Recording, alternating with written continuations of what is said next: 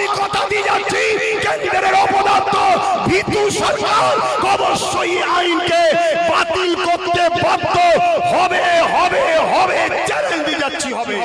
সেখানে বড় বড় কোম্পানি আছে যে কোম্পানির মালিক সব অমুসলিম, সেখানে গোহত্যা হলে সেখানে সমস্যা হয় না। মুসলমান তোমার ঘরে গরুর গোশত আছে কি নাই পরের কথা, তোমাকে গোহত্যার নামে গো ভক্তরা বারবার হত্যা করছে এই ভারতে। 14 দিন 15 দিন ধরে রোড বন্ধ করে গান বাজনা হয়, সেখানে সমস্যা কেউ আপত্তি করে না।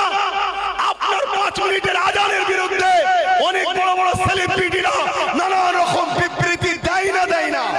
পুলিশের বুলেটের গুলি দেখলে হবে না, কামান দেখলে হবে না, কোন সরকার বলবে যে আমি বিরোধী হয়ে যাব ওটা দেখলে হবে না।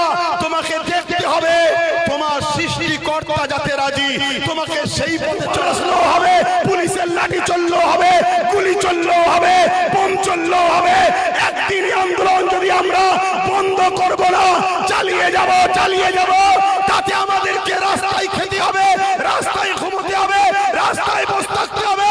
আমি কথা দিয়ে যাচ্ছি কেন্দ্রের অপদার্থ ভীতু সরকার অবশ্যই আইনকে বাতিল করতে বাধ্য হবে হবে হবে চ্যালেঞ্জ দিয়ে যাচ্ছি হবে। জাগো, ঘুমিয়ে থেকো না, কেন আমাদের পিছনে বিরাট বড় ষড়যন্ত্র চলছে। সেই ষড়যন্ত্রের মূল কথা হলো দুটো, ভারতে ইসলাম রাখবো না, আর ভারতে মুসলমানরা যদি থাকে ইসলাম ছাড়া থাকতে হবে। আপনারা কি থাকতে রাজি আছেন ইসলাম ছাড়া? আপনাদের তো সেদিকে নিয়ে চলে গেছে, আপনাদেরকে সে জায়গায় পৌঁছে দেওয়া হয়েছে। 14 দিন 15 দিন ধরে রোড বন্ধ করে গান বাজনা হয়, সেখানে সমস্যা কেউ আপত্তি করে না। আপনার 5 মিনিটের আজানের বিরুদ্ধে অনেক বড় বড় সেলিব্রিটিরা নানা রকম বিবৃতি দেয় না।